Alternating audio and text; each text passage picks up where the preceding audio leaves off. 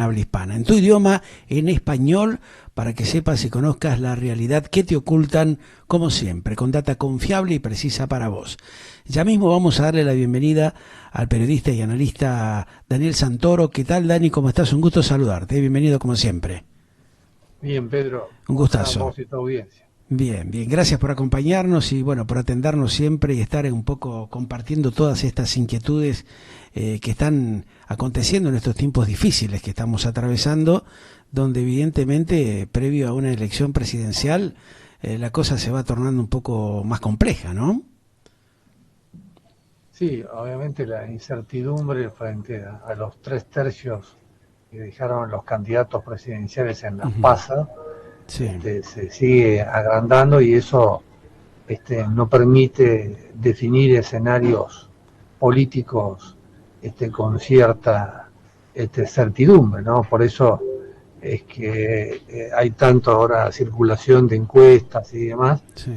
eh, Encuestas que por otro lado, Pedro, ya nos sirven como brújula porque la mayoría que son telefónicas, la gente ya no tiene teléfonos fijos, Ujú. es muy conseguir los celulares y la gente que se los puede llegar a consultar no quieren contestar, ¿no? Una Hay una paradoja bronca hacia increíble, la claro. política que Mm. también ha perjudicado este sistema de encuestas que ha dejado de ser una brújula para saber más o menos Ujú. hacia dónde va la sociedad argentina.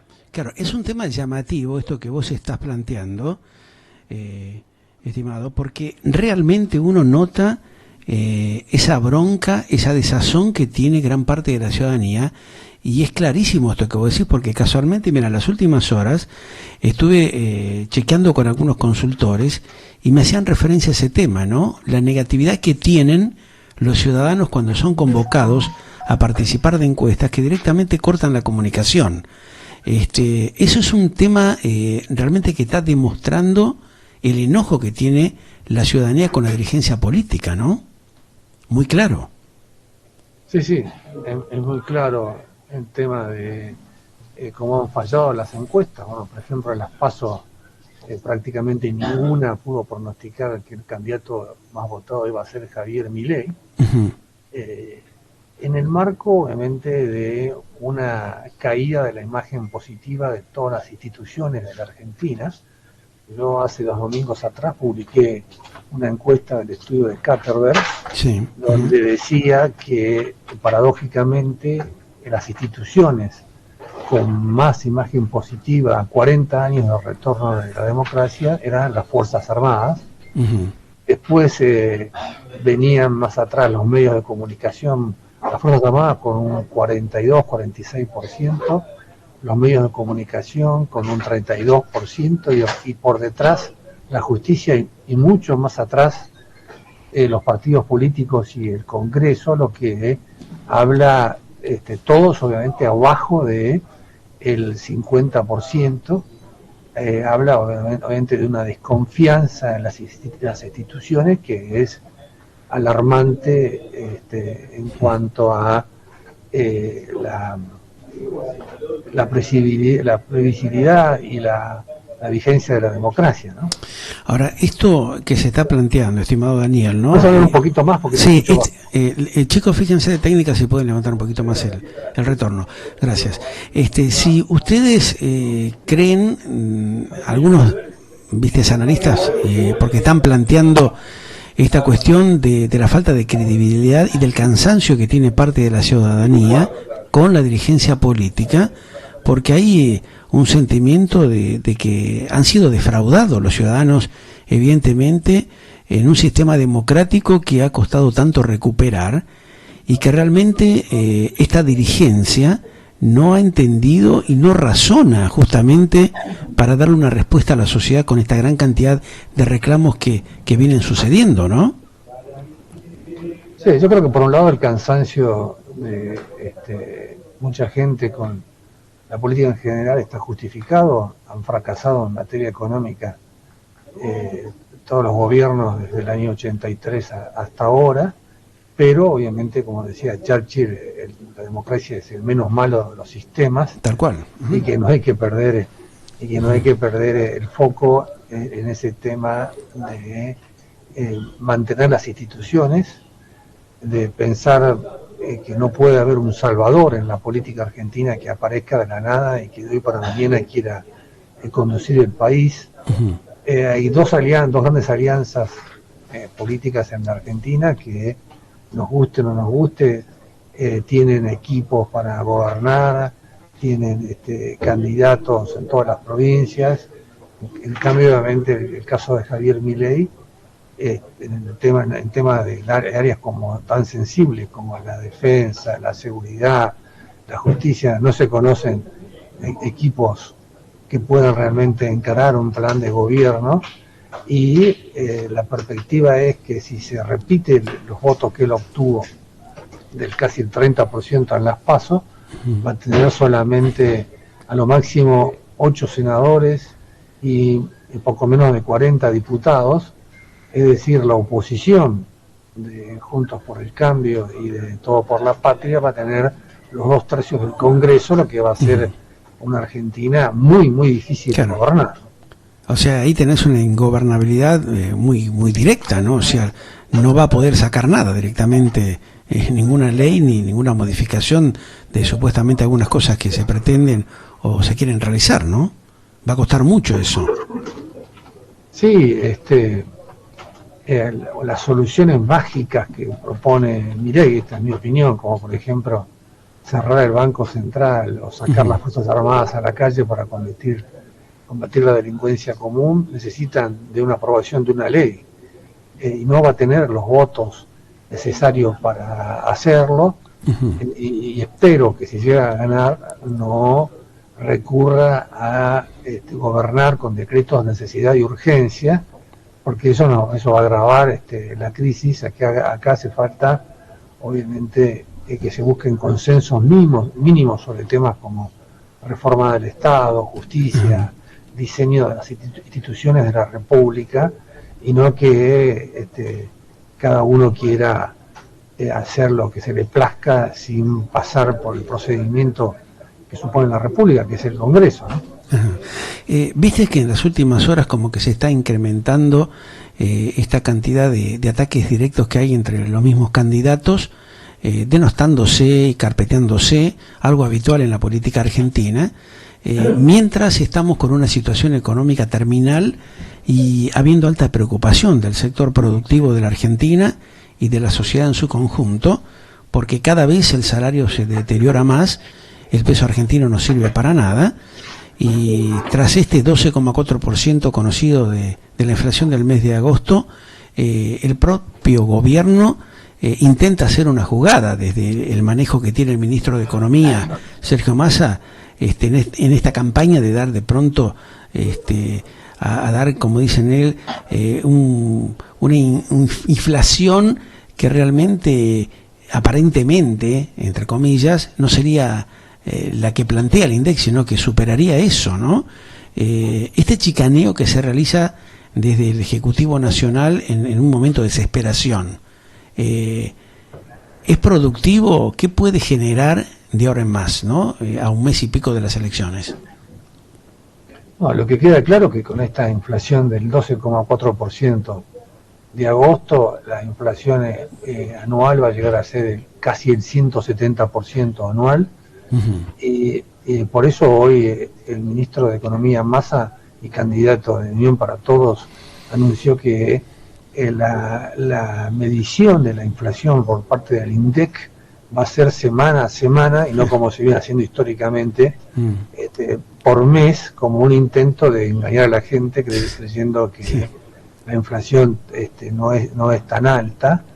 Entonces, obviamente, estamos viendo una serie de medidas realmente desesperantes de parte de Massa, que el problema que ocasionan, como la eliminación del impuesto a las ganancias, que a todos los trabajadores obviamente nos cae bien, porque no se ha planteado, bueno, se elimina un impuesto, ¿con qué impuesto se lo reemplaza para que no haya más baches en los gastos del presupuesto del Estado Nacional? Eso es lo que no ha explicado y lo que debería explicar con todas estas medidas que está anunciando ahora, y que obviamente van a ser a largo plazo, van a ocasionar más problemas, ¿no? como por ejemplo el caso del reembolso, que dicen que lo harían en 48 horas con el tema de la devolución del IVA, ¿no? Ese es otro tema, otra chicana política en un momento de desesperación del oficialismo. Es un reclamo histórico, es el que se baje o se elimine el IVA a los alimentos, porque es un impuesto desde el punto de vista social y democrático regresivo, porque lo pagaban todos, ¿no? Los ricos, la clase media y los pobres, pero todavía no está claro, obviamente, cómo va a ser este sistema de devolución con la tarjeta de débito, porque bueno, hay que tener realmente bases de datos muy eficientes y muy detalladas, porque cuando uno paga el ticket del supermercado están todos los productos, y no solamente los productos alimenticios. Bueno, ¿cómo va a ser eso? Me parece que se apuraron con el anuncio y todavía técnicamente no se ha explicado cómo se va a implementar, ¿no? Eso demuestra, por ejemplo, lo que se está viendo en los últimos tiempos, que es la falta de organización, ¿no? La falta de cordura que tienen desde distintos organismos del Estado, que luego de tantos años de estar en el poder, aquellos que deberían haber encargadose de justamente emprolijar las cosas y de generar un plan que sea serio, creíble, no lo han hecho, ¿no? Que han estado perdiendo el tiempo.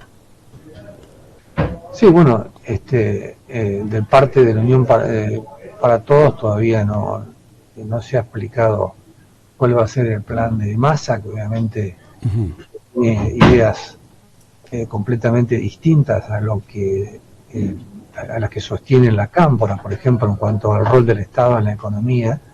Así que no sabemos qué se va a hacer. Yo creo que lo que yo escuché hasta ahora me pareció más razonable es el tema del plan de Melconian, con esta idea de la bimonetización, es decir, de darle curso legal al dólar y de bajar el déficit fiscal lo más pronto posible, pero estos gastos que está haciendo Massa, en el caso de que Massa no vaya al balotaje, que no gane van a ser un agujero enorme y una bomba de tiempo para que asuma el 10 de diciembre próximo.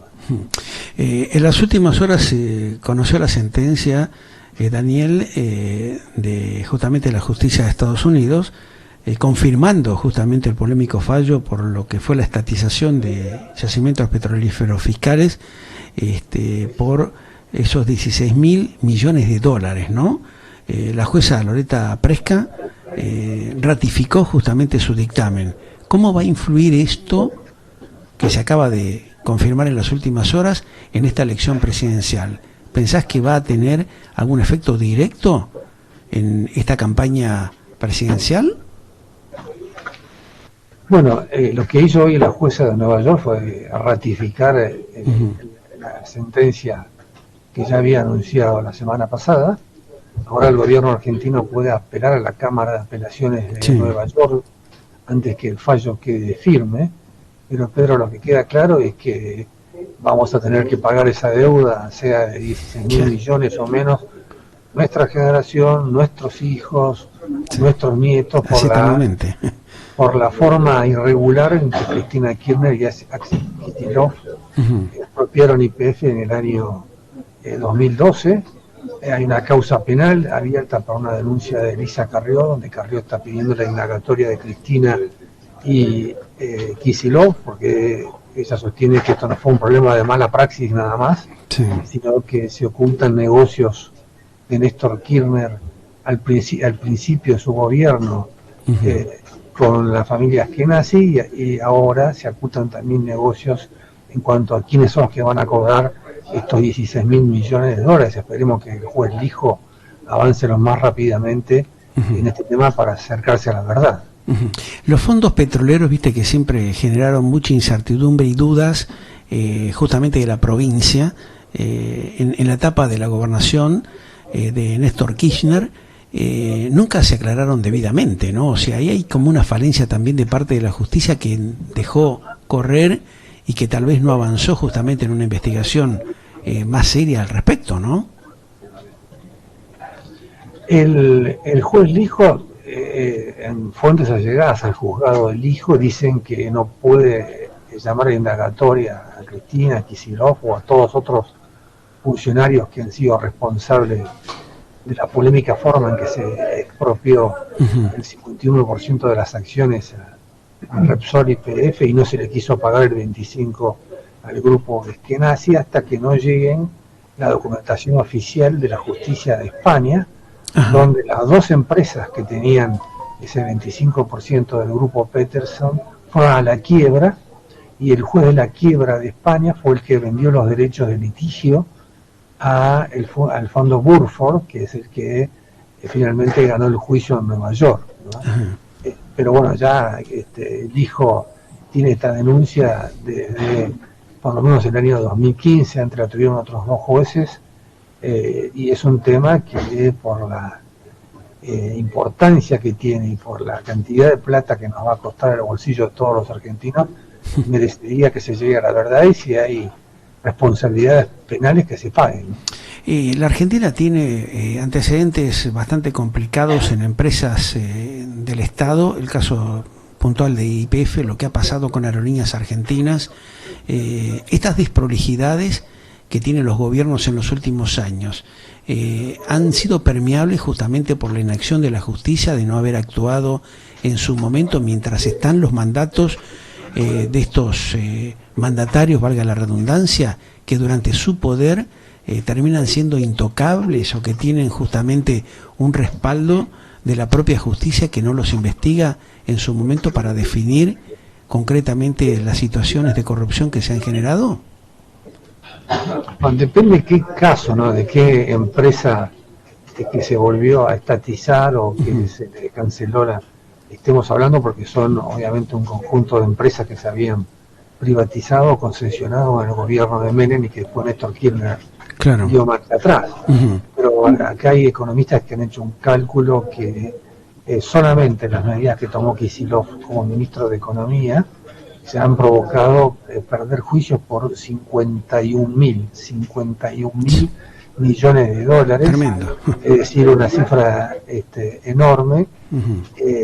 Bueno, en el caso de YPF Repsol hay que, insisto, hay que explicar ahí qué es lo que realmente lo que pasó, y hay que hacer una trazabilidad de toda la ruta del dinero de los pagos que se le hizo a YPF Repsol. Los españoles se llevaron 5.000 millones de dólares, y además hay que recordar que antes, después del ingreso en el año 2004-2005 del grupo Eskenazi a YPF Repsol, se llevaron millones y millones de dólares en utilidades, sin invertir en la búsqueda de nuevos pozos de petróleo y de gas, y eso fue lo que provocó uno de los factores que provocó la crisis energética posterior que sufrió la Argentina. Así que bueno, todo depende de cada caso, pero hay muchos juicios después en este centro de mediación que es el CIAD y que depende del Banco Mundial, donde han ido los dueños españoles de Aerolíneas Argentinas, los franceses de Suez, por AISA. Por el tema de AISA, claro. Hay una cantidad de juicios que ya hemos perdido, que también vamos a pagar nosotros, nuestros hijos y nuestros nietos. El Congreso de la Argentina ha estado inactivo en esa materia justamente porque, bueno, la mayoría, de acuerdo al partido gobernante, ha permitido justamente que estas cosas se dejen de lado. Cristina Kirchner, viste que en las últimas horas criticó a la justicia de los Estados Unidos, puntualmente por este fallo de la justicia de los Estados Unidos contra el juicio de YPF, que según ella van en contra de la Argentina. Pero, ¿por qué, se preguntan muchos, durante su mandato no trató de resolver esta cuestión, no? Primero que Cristina Néstor Kirchner, cuando hizo el canje de la deuda, el primero y el segundo, aceptó que los tribunales donde se iban a resolver los problemas con esos títulos de la deuda argentina eran Nueva York. Claro. Entonces, si vos cedés la soberanía de tu justicia para que lo decida, ahí está la madre del borrego. Después no te quejes si la justicia de Nueva York decide eso. Entonces, acá seguro que hay un problema de mala praxis, de no consultar a lo que corresponde. Han cambiado, este gobierno ha cambiado ya 2 veces de estudio jurídico norteamericano para que nos defienda ante la jueza de Nueva York. Han también rechazado una medida que se llamaba Discovery en inglés, que era para saber la transparencia de todos los que van a ser beneficiados, de quienes van a cobrar estos 16.000 millones de dólares. Han actuado realmente con poca transparencia y ahora buscan este tipo de denuncias épicas y hablar de fondos buitres para tratar de tapar todo esto que por lo menos, insisto, fue una mala praxis. Excusas y excusas como para lavarse las manos, ¿no? No quedar pegados con temas realmente que los involucran directamente, ¿no? O sea, en el caso de la actual vicepresidenta, del propio gobernador bonaerense, que en su momento como ministro admitió y le dio el visto bueno para que estas cosas sigan avanzando, ¿no? Se concreten y terminan justamente con lo que estamos viendo en estas horas, con un tremendo daño para la economía de la República, ¿no? Sí, bueno, sin lugar a dudas, esto merecería una decisión consensuada de los partidos políticos para ir a la justicia de Nueva York y no cambiar de abogados y cambiar de posiciones cada 4 años, porque lo que está en juego son los intereses del Estado, que es permanente, más allá de lo que pueda durar un gobierno en 4 años, ¿no? Desgraciadamente, estos temas no se pueden discutir y son solamente consecuencias, pasan al debate político con este tipo de denuncias épicas que hace Cristina Kirchner sin la más mínima autocrítica, porque ella fue la que hizo un giro de 180 grados con respecto a la política que había llevado su marido en relación con la petrolera YPF, ¿no? Claro. Evidentemente, Daniel, vamos a tener, como dicen muchos ya, seguramente un veranito bastante caliente, ¿no? Esta definición política que tiene enfrente el ciudadano argentino en esta elección presidencial puede llegar a marcar un antes y un después de la democracia argentina. Bueno, sí, las elecciones, si llega a ganar Milei, va a ser un hito porque es la primera vez que un outsider de la política no va a salir de una alianza con eje en el radicalismo o una alianza con eje en el peronismo. Es una persona que no tiene ningún partido político que lo respalde, no tiene ningún equipo, entonces va a ser muy permeable y muy débil, va a ser un presidente débil apenas asuma, va a ser un hito y yo creo que las cosas van a ser mucho más graves para la Argentina con un presidente de esas características, ¿no? Panorama difícil, ¿no? Vamos a ver cómo se van dando las cosas y seguramente vamos a estar en contacto y agradeciéndote siempre tu gentileza para consultarte mientras se van desarrollando estos acontecimientos en una Argentina bastante turbia, compleja de estos tiempos, Daniel. Te agradezco como siempre, un gran abrazo, muy gentil. Porque muchas gracias. Gracias. Estamos en contacto. Gracias. Daniel Santoro, analista político, periodista regional de la Argentina, planteándonos un poco su visión de lo que está pasando con varios temitas puntuales, como le consultábamos, para conocer lo que se está planteando justamente en la Argentina y la alta preocupación que esto genera en los mercados también, ¿no? Como ustedes saben, en las últimas horas hubo la opinión de varios analistas que están no preocupados, tremendamente preocupados y con una gran incertidumbre, como lo planteaba también el propio Santoro en el diálogo que acabamos de mantener con él. Seguimos en Galáctica Internacional.